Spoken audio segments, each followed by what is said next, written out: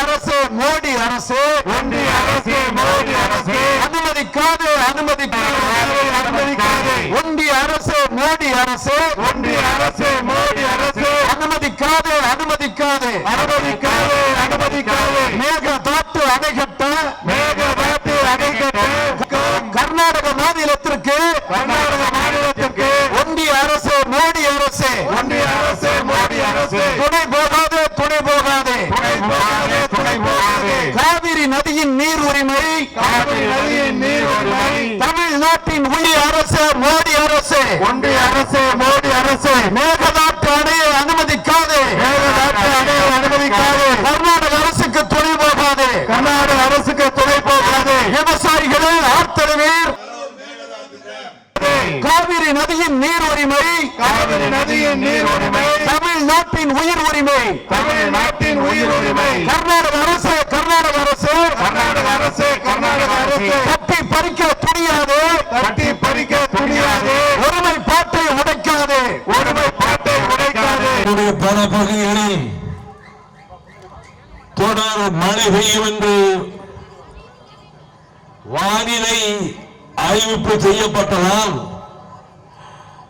மேக கூட்டம் இங்கும் திரண்டு வந்து நிழல் கொடுக்கும் என்ற ஒரு சிறிய நம்பிக்கை என் மனதின் மூலையிலே இருந்தாலும் வாடி வதங்கி பயிர்கள் பொசுங்கி சென்னல் வயல்கள், செங்கரும்பு தோட்டங்கள், திரும்புகிற பக்கமெல்லாம் தென்னந்தோப்புகள், வாழை தோட்டங்கள், பச்சை பசையில் என்று மரகத கம்பளம் விரித்தாற் போல காட்சி அளிக்கின்ற ஆசியா கண்டத்தின் நெல் களஞ்சியத்துக்கு அடித்தளமான சோழ மண்டலத்தில்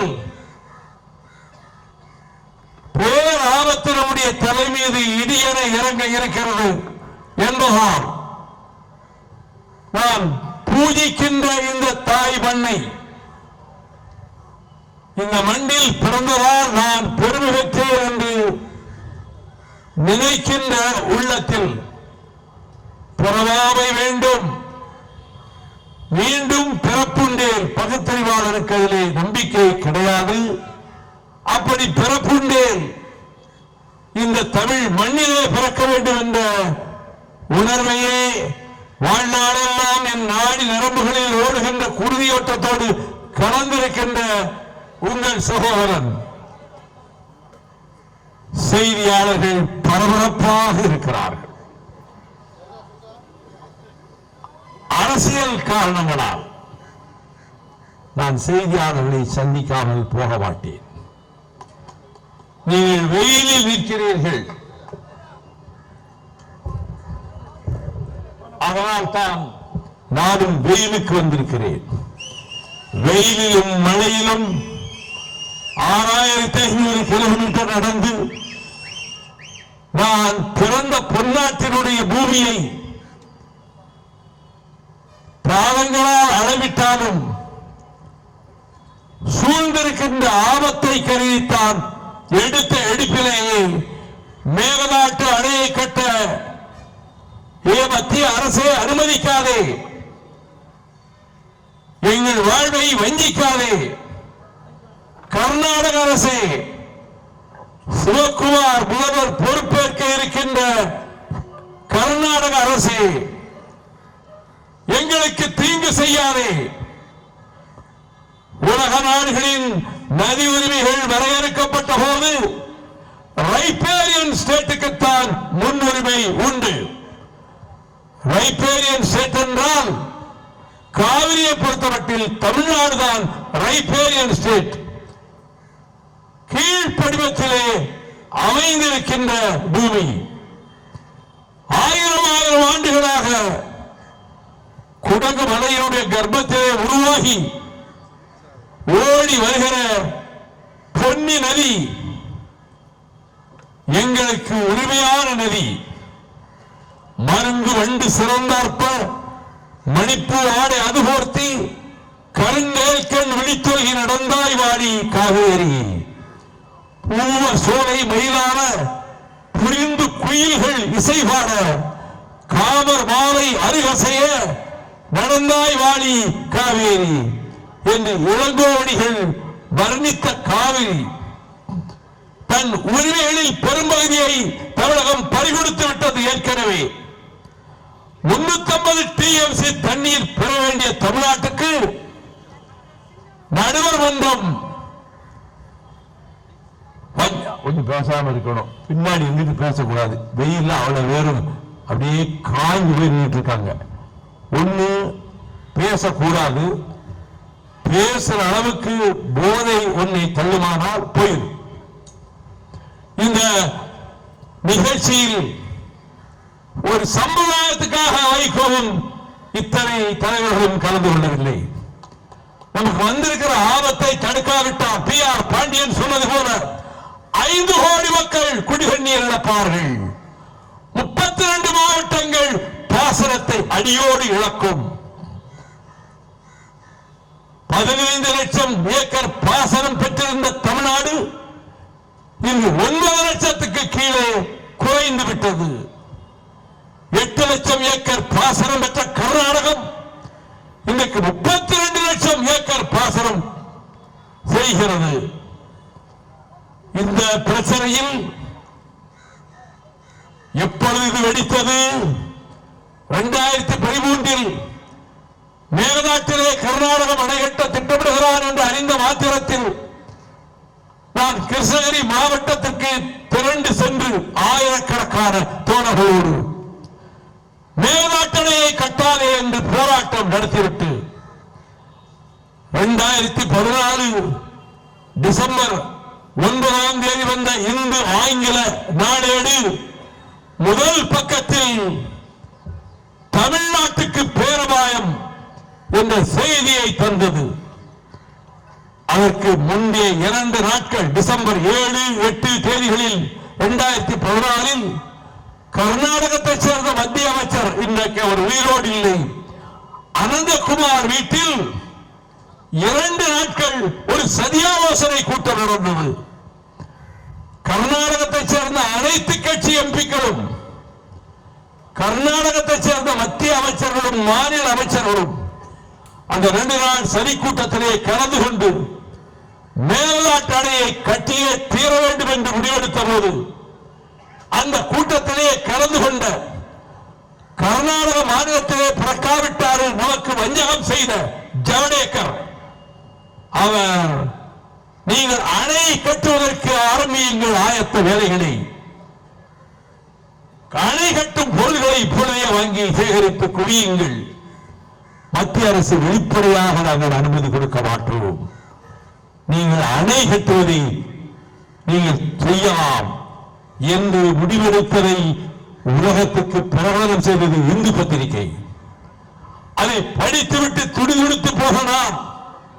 காவிரி பாதுகாப்பு இயக்கம் என்ற அமைப்பை உருவாக்கி 185 விவசாய சங்கங்கள் பங்கேற்ற கூட்டத்தை சகோதரர் PR பாண்டியன் உள்ளிட்ட விவசாய சங்க தலைவர்கள் கலந்து கொண்ட கூட்டத்தை தஞ்சாவூரிலே நடத்தி ஊரூராக செல்வோம், மக்களை தட்டி எழுப்புவோம், தஞ்சை தரணி மக்களை, நீங்கள் நஞ்சைகளிலே வயல்காடுகளிலே போகிற போது எங்களை போன்ற கரிசல் காட்டிலே கிடக்கிற விவசாயிகளை போல தோட்டத்திலே பயிர்கள் வைக்கும் தோட்டத்திலே தண்ணீர் வாய்ந்தால் மண்ணட்டி எடுத்து அதை ஒதுக்கிற பழக்கம்தான் உண்டு. ஒரு வாய்க்காலில் இருந்து இன்னொரு தோட்டத்துக்கு போக வேண்டும் என்றால் தஞ்சாவூர்காரர்கள் மண்ணட்டி எடுக்காமல் காலாலேயே ஒதுக்கிவிட்டு போகிற அளவுக்கு செழிப்பிலே இருந்தார்கள். ரொம்ப செல்வ செழிப்பு, நல்ல சாப்பாடு, பெரும்பாலும் உலகால் மீன் சாப்பாடு தான் பெரும்பாலான வீடுகள்ல சாப்பிட்டுட்டு அருமையா வெத்தலை வாக்கு சீவல் போட்டுட்டு அப்படியே வாயெல்லாம் சிவக்க இடுப்புல ஒரு பச்சை பெல்ட் உன்னை கட்டிட்டு ரொம்ப சௌகரியமா பார்க்க சோழ நாட்டு மக்கள் பார்த்தா அப்படி நம்ம ரொம்ப வாடி வதங்கி கிடக்கிறோம். பாண்டிய நாட்டுல அந்த சோழ நாட்டுக்கு ஆபத்து வந்துருச்சு. உங்களுக்கு நீ தண்ணி கிடைக்காது குடிக்க, கொள்ளிடத்துக்கு தண்ணீர் வராது, கரிகாலன் கட்டிய கொள்ளிடத்துக்கு நீ தண்ணீர் வராது, மேட்டூருக்கு தண்ணீர் வராது, கபினி கிருஷ்ணராஜசாகரில் இருந்து ஒரு சொட்டு தண்ணீர் வராது. 68 TMC தண்ணீரை தேக்க போகிறான். 5900 கோடி முதலிலே திட்ட அறிக்கையை அனுப்பி வைத்தார். அதில் குறைகள் இருப்பதாக மத்திய அரசு திருப்பி அனுப்பி இருக்கிறது. மீண்டும் அதை சரி செய்து அறிக்கையை விரைவில் அனுப்ப போகிறார். ஏன் மத்திய அரசே, நரேந்திர மோடி அரசே, நீ கர்நாடகம் அணை கட்டுவதற்கு அனுமதி கொடுக்காதே, எங்கள் தலையிலே மண்ணள்ளி போடாதே, வஞ்சிக்காதே, எங்கள் தமிழகத்தை நீ வஞ்சிக்காதே என்று வலியுறுத்துவதற்கும், அப்பொழுது ஊர் ஊராக சென்று போது நான் மக்களிடம் கேட்டேன், மத்திய சர்க்கார் அலுவலகங்களை முற்றுகையிட வேண்டும். தமிழ்நாட்டில் பிறந்த எவரும் ஒரு நாள் மத்திய அரசு ஆபீஸ் வேலைக்கு போகக்கூடாது. ஒரு நாள் எல்லா அலுவலகங்களும் முற்றுகையிடப்பட வேண்டும். டெல்லிக்கு பயம் வர வேண்டும். 65 விட கொந்தளிப்பான ஒரு போராட்டம் எரிமலையாக எதிர்காலத்தில் தமிழ்நாட்டில் ஏற்படும் என்ற அச்சம் ஏற்பட வேண்டும். அதற்கு நான் ஆயுதம் என்று சொல்லவில்லை. 3ஆம் ராஜராஜ சோழன் கர்நாடகம் காவிரிக்கு குறுக்கே அணை கட்டியது என்று அறிந்த மாத்திரத்தில் குதிரைப்படை, தேர்ப்படை, யானைப்படை, காலாட்படை 4 வகை சேனைகளையும் திரட்டிக் கொண்டு அந்த கர்நாடக மாநில எல்லைக்குள்ளேயே நுழைந்து புலிக்கொடியுடன் அணையை சுக்குநூறாக உடைத்துவிட்டு திரும்பினான். பின்னர் சில நூற்றாண்டுகளுக்கு பின்பு மீண்டும் கர்நாடகக்காரன் அங்கே ஒரு அணை கட்டினான். அப்பொழுது மதுரையை தலைவராக கொண்டு திருச்சியில் ஒரு தலைவரை தாண்டு கொண்டிருந்தார் அரசி மீனாட்சி. அதே போல ஒரு பெரும் படையெழுப்பி எழுப்பப்பட்ட அணையை உடைத்து நொறுக்கினாள்.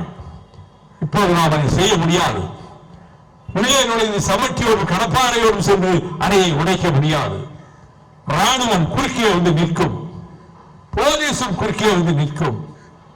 அப்படி ஒரு புரட்சி ஏற்படுத்த வேண்டும் என்று நான் எங்கு பேசவில்லை. ஆனால் தமிழகம் கொந்தளிக்கிறது. மத்திய அரசு அலுவலகங்கள் எல்லாம் ஸ்தம்பித்து கிடக்கின்றன என்று டெல்லிக்கு எப்படி எச்சரிக்கை செய்வது? பேசுகிறவன் சும்மா உங்க மத்தியிலே இருந்து வீரவசனம் பேசுகிறவன் அல்ல. கொடியவன் ராஜபக்சே மத்திய பிரதேசத்துக்கு சாஞ்சிக்கு வருகிறான் என்று அறிந்த மாத்திரத்தில் நான் படையோடு வருவேன். விடுதலை புலிகளை ஆதரிக்கிற படையோடு வருவேன். 3 மாகாணங்களை கடந்து வருவேன். சாஞ்சிக்கே வருவேன். அந்த கொலகார பாலியை எதிர்த்து நாங்கள் கருப்பு கொடி போராட்டம் நடத்துவோம் என்று சொல்லி 1100 பேர் இங்கிருந்து கர்நாடக மாநிலத்தை கடந்து, ஆந்திர மாநிலத்தை கடந்து, மராட்டிய மாநிலத்தை கடந்து மத்திய பிரதேசத்துக்குள் ஒரு 60-70 கிலோமீட்டர் போனபோது துணை ராணுவத்தையும் போலீஸையும் கொண்டு வந்து நிறுத்தி பக்ரைன் இயந்திரங்கள், புல்டோசர்கள், ரோடு உருளைகளை வரிசையாக வைத்து விட்டான். எப்படியும் இவன் திட்டமிட்டு நுழைவான் என்று இன்டெலிஜென்ஸ் இங்கிருந்து அங்கே தகவல் சொல்லி இருக்கிறது. வைகோ என்ன செய்வான் அவனுக்கு நீங்க கண்டுபிடிக்க முடியாது, மிலிட்டரியை வச்சு உள்ள விடாதீங்க என்றார்கள்.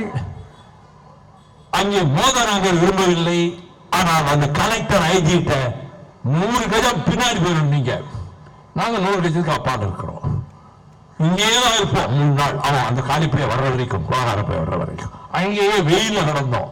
இதை விட சுட்டரிக்கும் வெயிலே 9 மணிக்கு உட்கார்ந்து சாயங்காலம் 5:30 மணிக்கு தான் எழுந்தோம். முதல் நாள் ராத்திரி நாங்கள் அங்கே வெளிச்சத்துக்கு வைத்த மெழுகுவர்த்திகள் அப்படியே உருகி போய்விட்டன. கடைசியாக நாங்கள் அவன் வருகிற போது 5 ராஜபக்சே குடும்பாவிகளை போட்டு கொளுத்தினோம். 1000 புகைப்படங்களை தீயிட்டு கொளுத்தினோம். எங்களை மாலையில் விடுதலை செய்கிற போது அந்த ஐஜி ஆஃப் போலீஸும் கலெக்டர் வந்து என்கிட்ட சொன்னது, இந்தியாவிலேயே உங்க கட்சியை போன்ற ஒரு கட்டுப்பாடான கட்சியை நாங்க பார்த்ததில்லை. சாப்பிட்ட இடத்தை அப்படியே சுத்தம் செய்கிற அந்த பாணி எங்களை திகைக்க வைத்தது. மல கழிவுகளே கூட அதை அள்ளி எடுத்து வெளியிலே போடுகிற அந்த உணர்வு எந்த கட்சியும் செய்யாது. எங்க போலீஸ்காரங்க எங்க மிலிட்டரிக்காரன் பூரா உங்களுடைய ரசிகர்கள் ஆகிவிட்டார்கள் என்று சொன்னார்.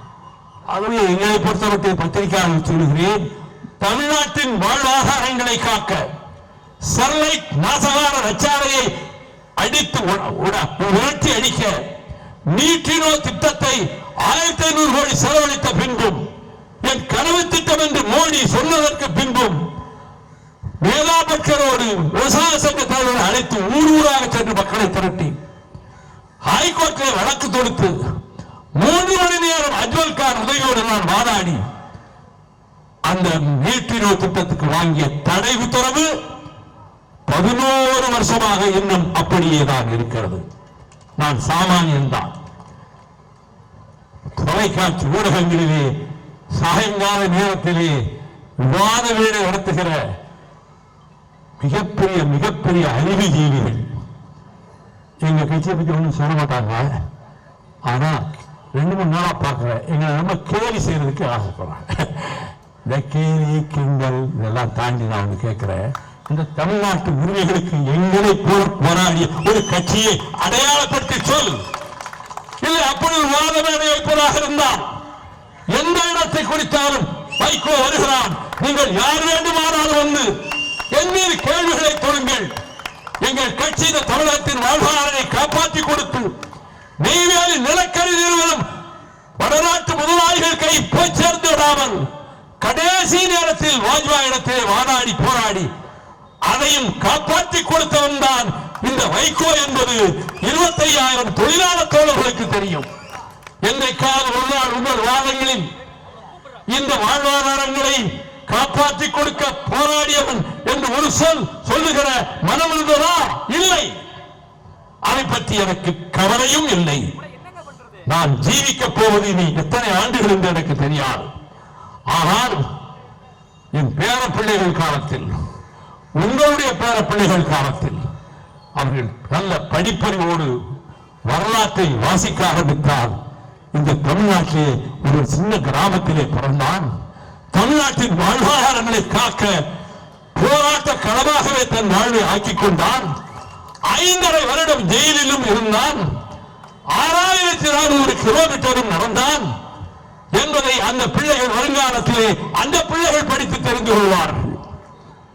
இன்றைக்கு அழைத்த மாத்திரத்தில் இந்த வேலையை பொருட்படுத்தாமல் வந்திருக்கக்கூடிய விவசாய பெருமக்களே, கழகத்தின் கண்மணிகளே, இந்த போராட்ட களத்துக்கு வந்து எங்களுக்கு ஒரு மரியாதையை ஏற்படுத்தி கொடுத்த ஆர்வீர் சகோதரர்கள், காவிரி விவசாயிகள் சங்கத்தின் PR பாண்டியன், மே 17 இயக்கத்தின் திருமுருகன் காந்தி, கொங்கு இளைஞர் பேரவையின் தலைவர் தனி அரசு, தமிழ் புலிகளின் கட்சியின் நாகை திருவள்ளுவன், தமிழக விவசாயிகள் சங்கத்தின் வேட்டாளம் மணிகண்டன், CFA தேசிய தலைவர் RV கிரி, தற்சார்பு விவசாயிகள் சங்கத்தின் ஈரோடு பொன்னையன், தமிழக விவசாயிகள் பாதுகாப்பு சங்கத்தின் ஈரோடு வழக்கறிஞர் ஈசன், மனிதநேய ஜனநாயக கட்சியினுடைய தலைவர் மாநில செயலாளர் இப்ராஹிம், தேசிய லீக் கட்சியின் அருமை மாமா பஷீர் அகமது, SDB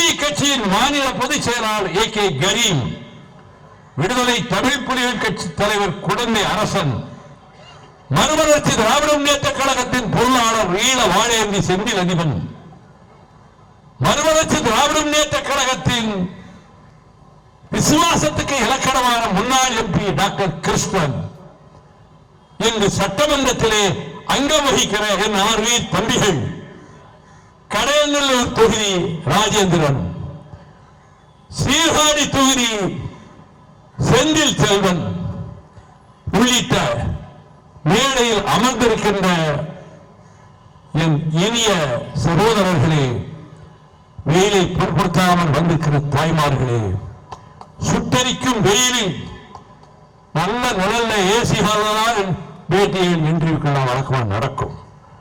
ஆனால் இந்த சுட்டரிக்கும் வெயிலில் நெடுநேரமாக நின்று கொண்டிருக்கிற என் மரியாதைக்குரிய பத்திரிகையாளர்களே, என் மரியாதைக்குரிய தொலைக்காட்சி நண்பர்களே, பிரச்சனை என்ன என்பதை PRP விளக்கிவிட்டார். அவன் அணை கட்ட திட்டமிட்டு விட்டான்.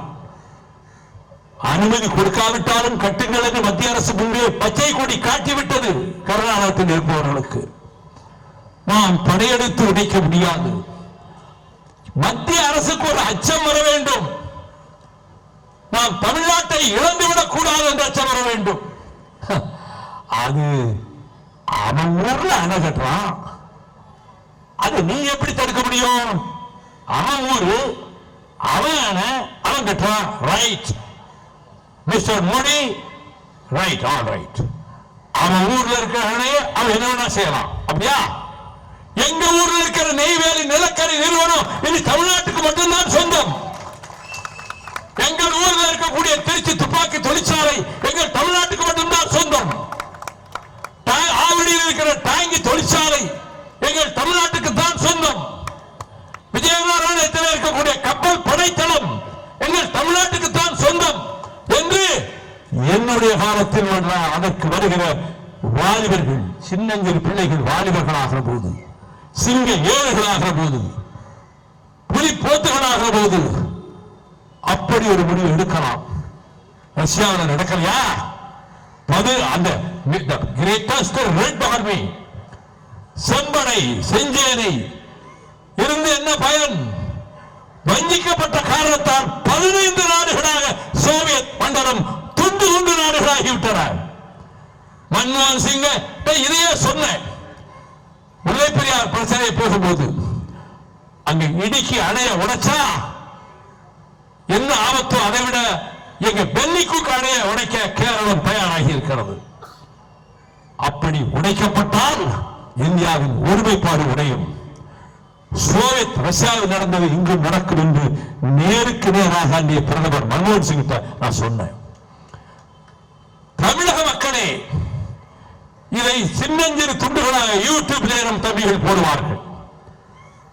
தொலைக்காட்சிகள் கொஞ்சம் மனதிலே இறக்கம் இருந்தால் ஒரு 4-5 நிமிடம் இந்த போராட்டத்தை ஒருவேளை காட்டுவார்கள். ஊர் ஊராக சென்றுதான் மக்களை திரட்டினோம். வெயிலிலும் மழையிலும் பல்லாயிரக்கணக்கான மக்களை கட்சி கொடி ஒன்று கூட கொண்டு போக என் காரணை கட்டல. திமுக செயலாளரும் என்னை மாறிட்டு வரவேற்றார். அதிமுக செயலாளர், காங்கிரஸ், கம்யூனிஸ்ட், ஜனதா, பிஜேபி, சுழல் கழகம், அருவா சங்கம், விவசாயிகள் சங்கம், வணிகர் சங்கம் எல்லா ஊர்களிலையும் என்னை வரவேற்று, என்ன காரணம், என் கட்சி அடையாளமே கிடையாது, கட்சி பேரே நான் சொல்லல மேடையில். தமிழ்நாட்டை காப்பாற்ற இவன் வருகிறான், நம் பேர பிள்ளைகளுக்காக வருகிறான் என்று என்னை ஊர் ஊராக வரவேற்றார்கள். அந்த உணர்வோடு தான் இப்பொழுது தலைக்கு மேலே வெள்ளம் போக இருக்கிறது. அவன் அணை கட்டுவதற்கு முடிவெடுத்து பொருட்களை எல்லாம் குவித்து வைத்து விட்டான். ஒரு நல்ல செய்தியை PR பாண்டியன் சொன்னார், கர்நாடக விவசாயிகளும் இதை எதிர்க்கிறார்கள் என்று. அந்த துறையிலே தொடர்ந்து நீங்கள் பேச்சு கொடுத்து அவர்களையும் தயவு செய்து ஆயத்தப்படுத்துங்கள். மாண்புமிகு முதலமைச்சர் அவர்களே, விவசாய சங்கத்தினர் உங்களை சந்தித்திருக்கிறார்கள். சட்டத்தின் மூலமாகவே தடுத்து விட முடியுமா என்றால் நீதிமன்றங்களிலே பெரும்பாலான வேளைகளில் நீதி கிடைப்பதில்லை. என்னுடைய அனுபவம். தமிழக அரசு இதை தலையாய பிரச்சனையாக எடுத்துக்கொண்டு முடிந்தால் ஒரு கட்டத்தில் தமிழ்நாடு முழுக்க ஒரு கடையடைப்புக்கு கூட வருகிற நாட்களில் ஆயத்தப்படுத்தி ஒரு அறிவிப்பை செய்தால் கூட தமிழ்நாடு ஒட்டுமொத்தமாக எதிர்க்கிறது என்ற எண்ணம் ஏற்படும். விவசாய கடன்கள் முழுமையாக தள்ளுபடி செய்யப்படும் என்று நீங்கள் கொண்ட வாக்கை விவசாயிகள் நம்பினார்கள், வாக்குகளை அள்ளி குவித்தார்கள். ஆனால் அவர்கள் எதிர்பார்த்தவாறு விவசாய கடன்கள் தள்ளுபடி செய்யப்படவில்லை. நீங்கள் அறிவித்தது மிக சொற்பமான விவசாயிகளுக்குத்தான்.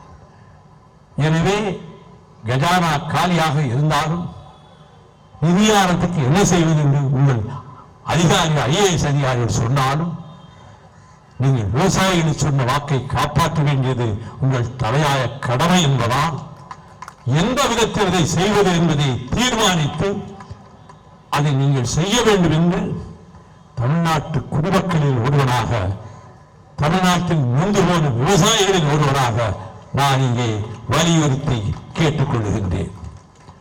அன்பு தோழர்களே, இந்த வெயில் நேரத்திலே நீங்கள் இன்றைக்கு நிற்கிறீர்கள். வைகோ போராட்டங்கள் வருஷத்துல 32 வருஷத்துல எத்தனை போராட்டங்கள். டாக்டர் கலைஞர் இந்த 13 ஆண்டு காலத்தில் மாதத்துக்கு ஒரு போராட்டம் நடத்தி கட்சிக்கு உயிரையும் ஜீவனையும் ஊட்டினார். தொண்டர்களை உசுப்பி சூட்டிலேயே வச்சிருந்தார். அதான் அது கட்டுமானத்திலே தாக்கு பிடித்தது திமுக கழகம். அதை போல தம்பிகளே, என்னை விட வயதில் குறைந்த தம்பிகள் தான் இங்கு ஏராளம். என்னிலும் மூத்தவர்கள் விரல் விட்டு எண்ணி விடலாம். அப்ப இளைஞர்களும் இப்ப ரொம்ப வர்றாங்க. எல்லாரும் அடுத்த ஒரு கடமைக்கு அழைக்கிறேன்.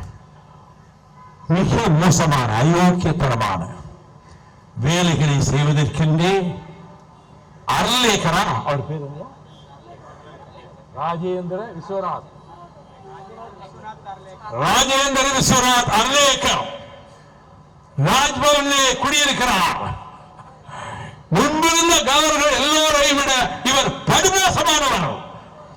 I condemn the speech and the attitude of the governor, temporary governor of Tamil Nadu, Mr. Arlekar.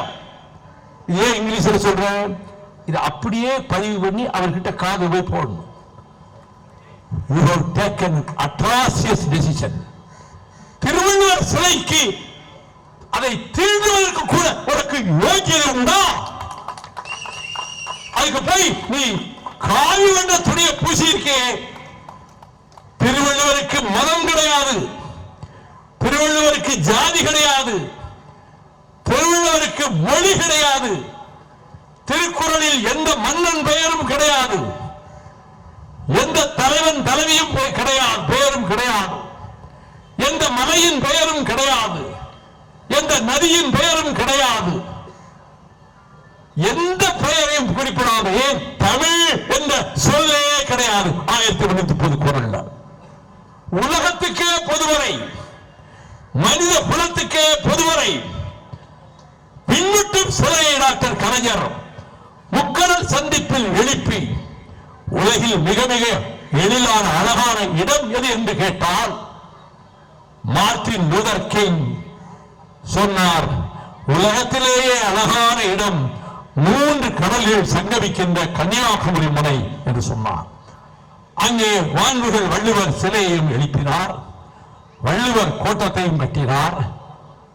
Venugopala Sharma அற்புதமான ஓவியத்தை 9 ஆண்டுகள் வரைந்து கொடுத்தார், திருவள்ளுவர் படத்தை.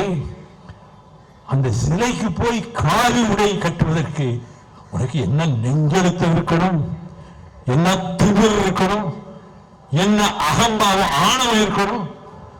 திருக்குறள் திருவள்ளுவர் படத்தை எங்க வீட்டில் நான் படிக்கிற ஒரு படம் என் வீட்டில் கிடையாது. எந்த சாமி படமும் கிடையாது, இந்த தலைவர் படம், ஒரே படம் திருவள்ளுவர் படம் மட்டும்தான் எங்க அப்பா வச்சிருந்தார். அந்த திருவள்ளுவரை உலகத்துக்கே மறை ஓதிய அந்த தமிழகத்துக்கு மட்டும் பெருமை இல்லை, இந்த மண்ணுலகத்துக்கே பெருமையான அவர்கிட்ட போய் அவர் சிலையை தொட்டு காவி ஆடையை அணிவிச்சிருக்கியே. திருக்குறள் படிக்க வேண்டும், தமிழனாக பிறக்க வேண்டும் என்று மகாத்மா காந்தி சுயசரிதையிலே எழுதினார். மீண்டும் ஒரு முறை பிறந்தால் நான் தமிழனாக பிறக்க வேண்டும் என்று அங்கே சிங்கப்பூர் மைதானத்திலே வங்கத்து சிங்கம் நேதாஜி சுபாஷ் சந்திர போஸ் கர்ஜித்தார். திருக்குறளை ஜியு போப் ஆங்கிலத்திலே மொழிபெயர்த்தார். அந்த திருவள்ளுவர் சிலைக்கு காவி ஆடை அணிவித்தது மன்னிக்க முடியாதது, சகிக்க முடியாதது. ஆகவே இந்த ஆளுநரை எதிர்த்து நாம பழைய மோடி எதிர்த்து 7 இடத்துல கண்புடியாட்டி போராட்டம் நடத்தி இருக்கிறோம். போராட்டம் நமக்கு எனக்கு அது எவ்வளவோ தித்திப்பானது. போராட்டம் ஜெயில் லைஃப்ல ரொம்ப அருமையான இடங்கள். அதான் என் வாழ்க்கை.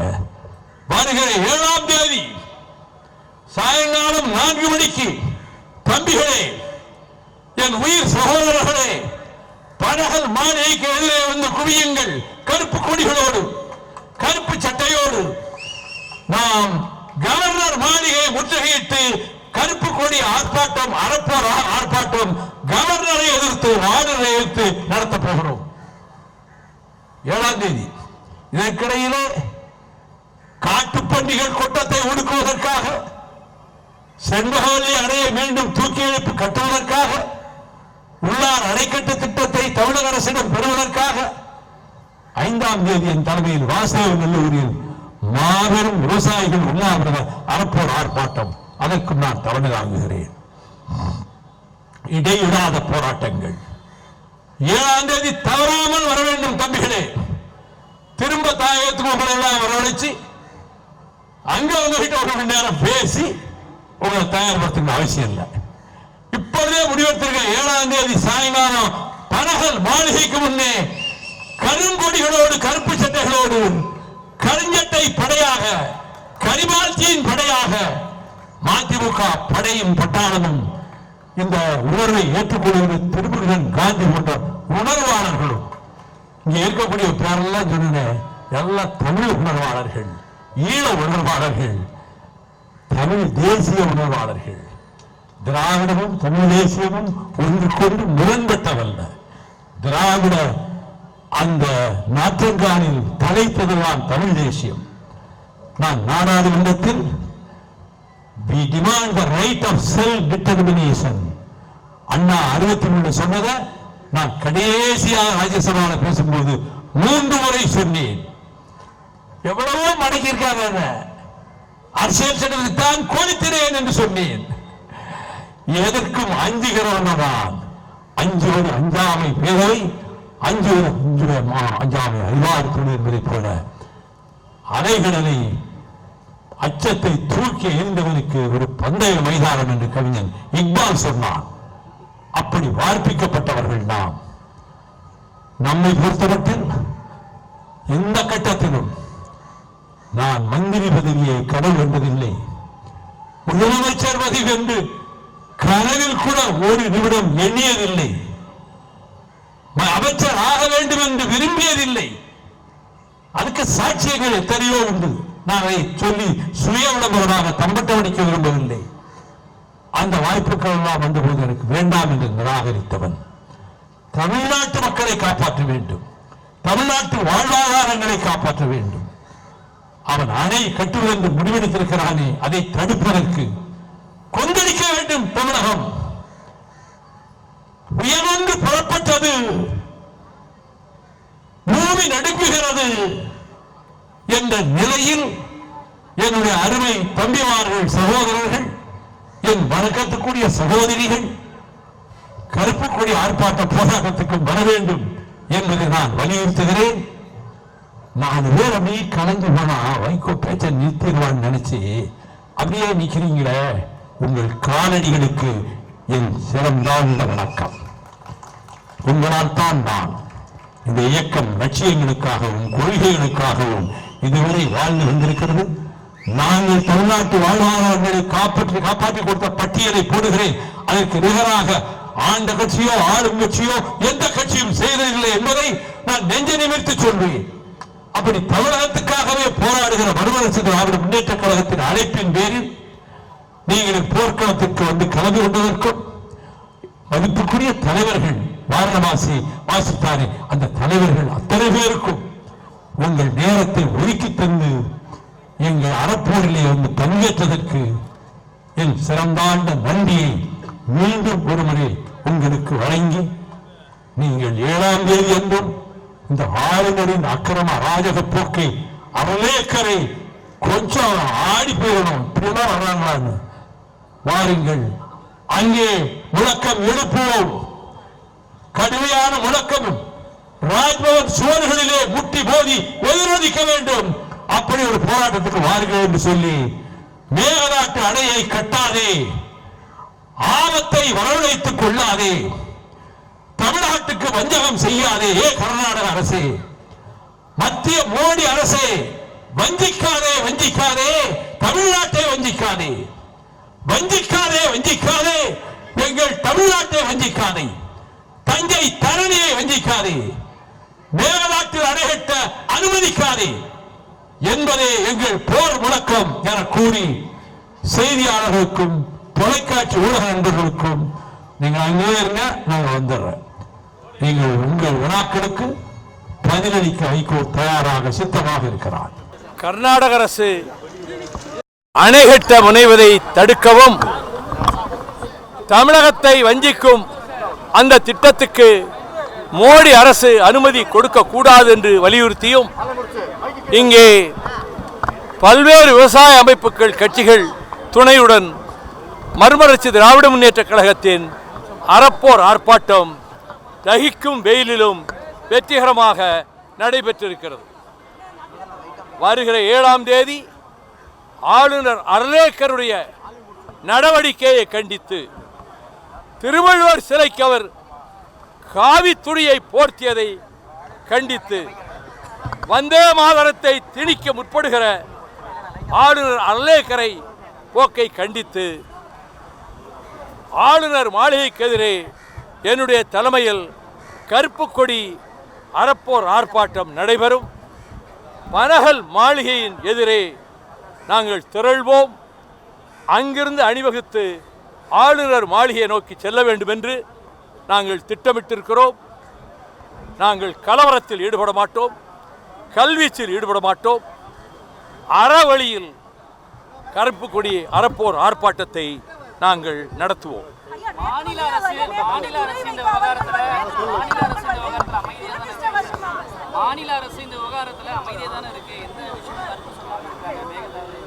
மேகதாது விஷயத்தில் PR பாண்டியன் சொன்னார், 3 முறை, ஒரு முறை விவசாய சங்கத்தினரை அழைத்து 3 முறை வழக்கறிஞர்களை அழைத்து முதலமைச்சர் ஆலோசனைகள் மேற்கொண்டு அடுத்தடுத்து என்ன நடவடிக்கைகளை மேற்கொள்ள வேண்டும் என்று அவர்களிடம் அறிவுறுத்தியதாக இந்த பிரச்சனையை தலையாய பிரச்சனையாக தொடக்க காலத்திலிருந்து முன்னின்று போராடி வருகிற காவிரி விவசாயிகள் சங்க தலைவர் தோழர் PR பாண்டியன் அவர்கள் இதற்குரிய விளக்கத்தை சற்று முன்புதான் முதலமைச்சர் நிலைப்பாட்டை பற்றி கூறினார். அதற்குரிய கவலையோடு அவர் நடவடிக்கை மேற்கொண்டிருப்பதாகவும் சொன்னார்.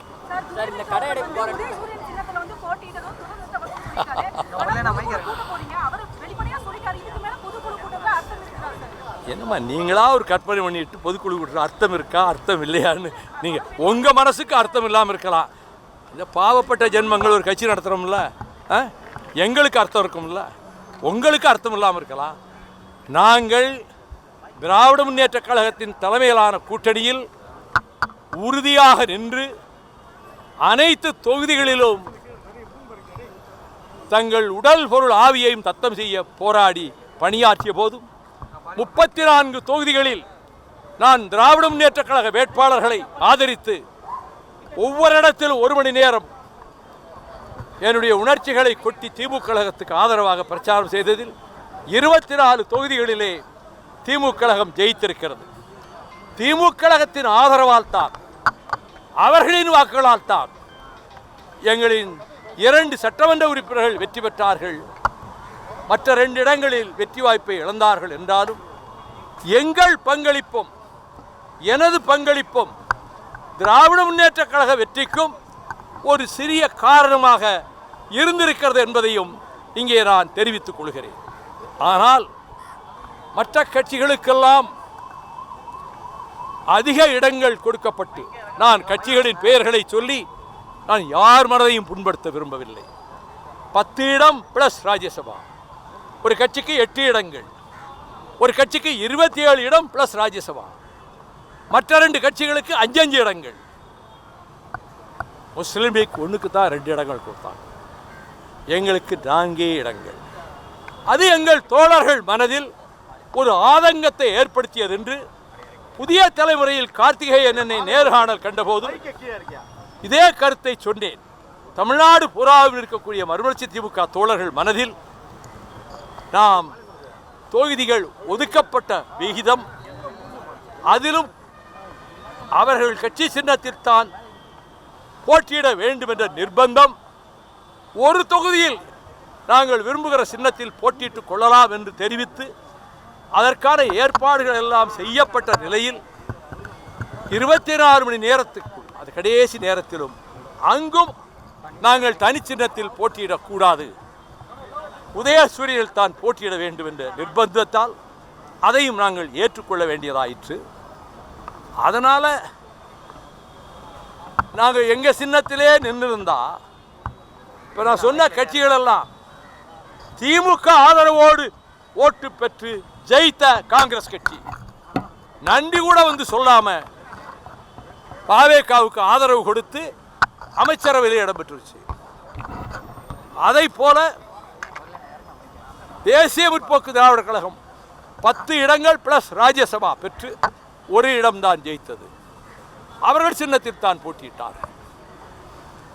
அதை போலத்தான் மார்க்சிஸ்ட் கம்யூனிஸ்ட் கட்சியும் இந்திய கம்யூனிஸ்ட் கட்சியும் அவர்கள் சின்னத்தில் தான் போட்டியிட்டு 2 இடங்கள் தான் வென்றார்கள். எனவே எங்களுடைய மனதிலே இப்போ நம்ம தனி சின்னத்தில் நின்றிருக்கலாமோ என்ற எண்ணம் இருந்ததால் அந்த ஆதங்கத்தை அவர் வெளிப்படுத்தியிருக்கிறார். நாங்கள் அதை பெரிதாக நான் எங்கும் சொல்லிக் கொண்டதில்லை. இன்று நீங்கள் கேட்டதனால் அதை பற்றி சொன்னேன். எதுவாயினும் இது போன்ற தொண்டர்கள் மனதில் இருக்கக்கூடிய உணர்வுகள் நிர்வாகிகள் என்ன நினைக்கிறார்கள் என்பதெல்லாம் ஜூன் 27ஆம் தேதி நாங்கள் நடத்த இருக்கிற பொதுக்குழுவில் கருத்துக்கள் பரிமாறப்படும். இதுதான் என்னுடைய பதில்.